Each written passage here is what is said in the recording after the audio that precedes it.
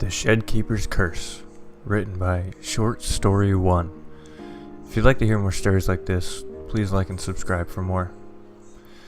I remember when my friends and I were all 12 and we used to play in a forest that was next to us.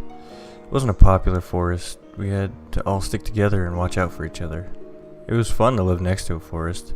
It was amazing when summertime came and we rode our bikes into the forest and we brought food with us as well.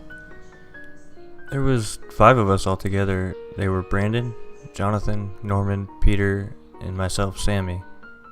We have known each other through our families and we went to the same school as well. We enjoyed playing video games and football. We're all 23 now. When I look back at that time, we were ever so naive and small. Something else about our group is that we all enjoyed magic and the occult. I mean, we never sacrificed anything, but we enjoyed reading comics and books of the subject of magic. This forest next to all of us was just one long straight line.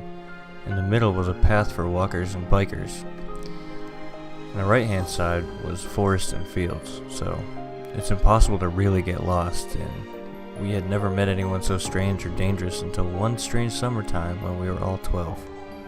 My friends and I wanted to walk the long straight field right to the end, as we had never seen the other side. We all packed food and drinks and we set off, and we're all joking, just enjoying ourselves really. None of us knew how long this forest was, and we stayed on the footpath and dog walkers as well as bikers going past us. Then there came a point in our journey where we saw a shed on a large field on the right hand side of us. A man came out of that shed and called all 5 of us over to him. We all looked at each other, deciding whether or not to go to him or not. We all decided to go over to him, and he invited us into his shed, and it was pretty big. He made soup and he shared it with all 5 of us. After chatting with us, the man then told us that we must all give him $1 each. We all said no, and then he told us that there's a curse that will happen if those that come into this shed and not give the shed keeper $1 each. The curse is that somebody will die. We all went out and we thanked him, and he smiled at us, and also saying that he enjoyed our company. We decided to just go home after that until Brandon phoned saying that somebody in our area, an old woman, had died. She was 90 years old. We all knew the family as well. Then Jonathan phoned me saying the same thing, and we all knew about it. My parents and my friend's parents went to the funeral, and we all visited the shed keeper again.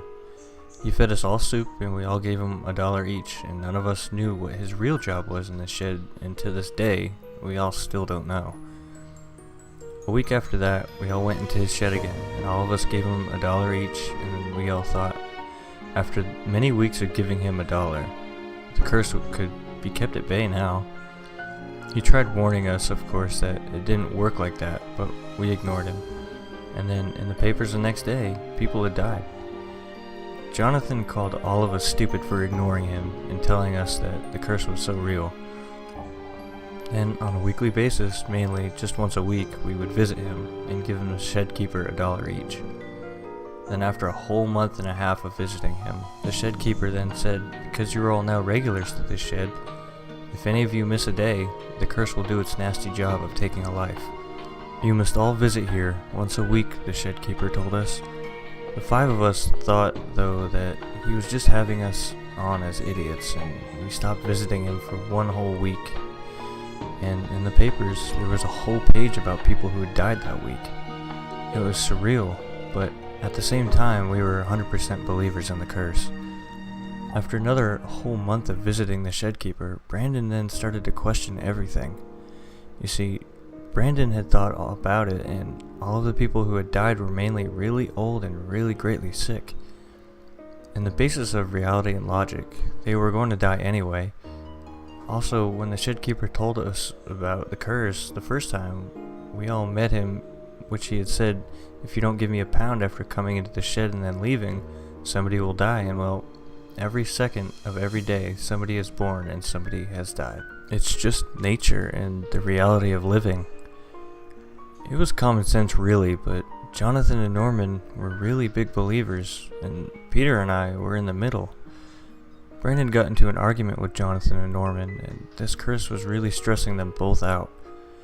I remember then, we all went to the shed keeper to try and question him, but we all found him hanging by a rope around his neck.